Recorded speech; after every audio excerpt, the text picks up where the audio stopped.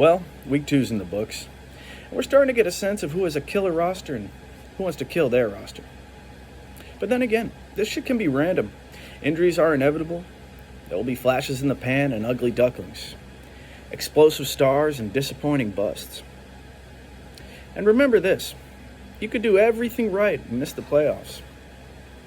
Or you can auto-draft your team, make a total of 3 roster moves all year, and win the championship.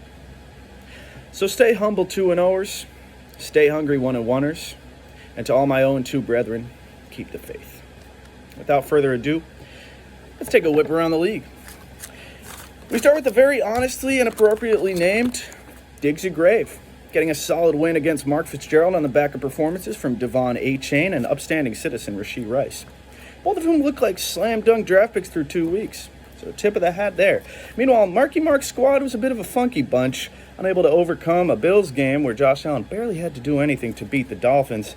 Despite a valiant effort from DK Metcalf, shout out, 25 points, wasn't enough. Diggsy Grave moves to 2-0. Mark Fitzgerald drops to 0-2. Next, we have a low-scoring matchup, seeing the Thomas Crook Crawlers successfully assassinate the Diddy Survivors. And I mean, this was just a disgusting, gross matchup. Nobody wants to look at the box score, but you can, and you'll see what I mean. Kind of mirrored the NFL day at large. I don't even want to talk about the players, but CeeDee Lamb came through, 19 points. So far, I did want to mention justifying picking CeeDee Lamb over Christian McCaffrey for the Crook Crawlers. So, gotta give a little shout out there. But Saquon Barkley for the Diddy Survivors, I guess, doing his thing. But in real life, bad drop. Didn't like that. Cost them the game. Although, you could blame Sirianni, I guess. You can throw plenty of blame around. They lost. Anyway, a gross win like this, it counts the same as an instant classic. So, Thomas Crook Crawlers, good job. They moved to 1-1. Diddy Survivors dropped to 1-1. Sitting right there in the middle of the pack.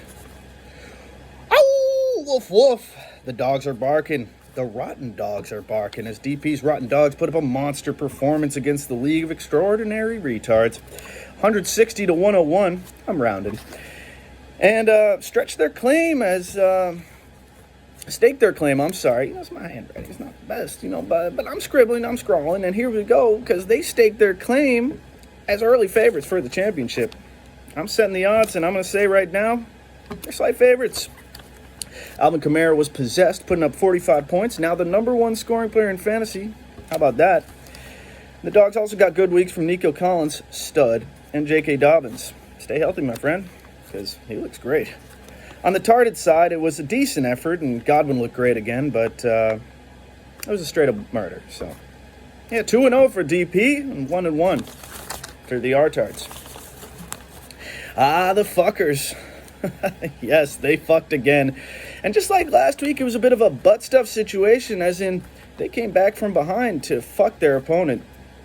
This was this week Ramsteins. After James Cook put up 3 touchdowns for 30 points on Thursday night, it was looking like a good win for the Rook. But beginner's luck ran out, and he got fucked by Kittle. Devontae Smith capped it off again. Just like last week, the fuckers get the Monday night touchdown to win. So exciting kind of cardiac fuckers. This fucking fly is fucking me up here. Anyway, I mean, Noam got fucked. The fuckers fuck again. The fuckers, sneaky little comeback kids. And speaking of getting fucked, how about Ramstein's losing Puka Nacua and Cooper Kupp back-to-back weeks to IR? Not great. You'd think when you draft 2 receivers from the same team, one of them will be good to go. But, the fantasy gods can be rough, and it's a good week to learn that for the rookie. As he takes his first L, drops to 1-1, and the fuckers improve to 2-0, sit at 3rd place. There's a 3-way tie with 3 2-0 teams, but the fuckers have the least points, so they sit 3rd place, but nothing to laugh at. They're doing great. Can you hear that? Do you hear that? That's the low hum of a fan whirring, of a hard drive booting. Startup sound in the distance. Has Jack OS been reactivated? Only time will tell, but the big bad Timo got his first win of the season. Monster performance from Malik Neighbors. Minnesota defense put up, I think, something like 18. Always good to see from your defense. And we're out to a 17-point win over Last Place Gang, and all is right in the world as Last Place Gang sits in last place. Well, I personally am rooting for a climb out of the cellar for the Last Place Gang.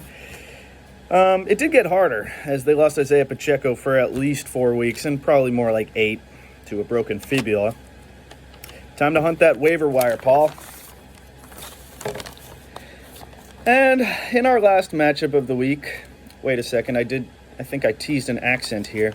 It was looking so good for the Bone Zone, getting out to an early lead over the Miller the Miller Low Lives. And then Cardinals Rams started in the 4 o'clock window. And within one quarter, Kyler Murray and Marvin Harrison had put up a combined 50 points, sealing the victory for the Low Lives. Your commissioner drops to 0-2, and Miller Lowlives improves to 1-1.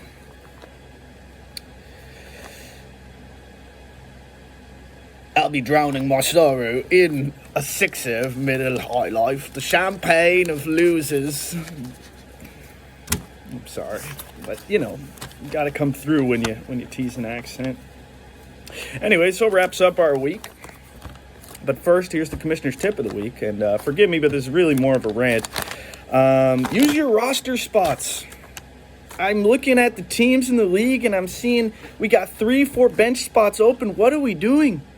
Put your injured guys in IR, pick someone up off the waiver. It's free. You only got to pay with your waiver priority if you do it on a Tuesday night. Before Tuesday night, you don't have to. You can just pick people up and drop them. You're allowed to do that. And please fill your teams out. Take a risk on someone. You don't have to start him. Let him sit on the bench. See what he does. Drop him if he sucks. Put him in next week if he's good. Use your roster spots, people. Put your injured players in IR. That's why they're there. We have these such spacious benches to make your predictions on. Oh wow, you know what? He's not doing anything yet, but after this injury, he might do something. Come on, fill your rosters, guys. Please, free big.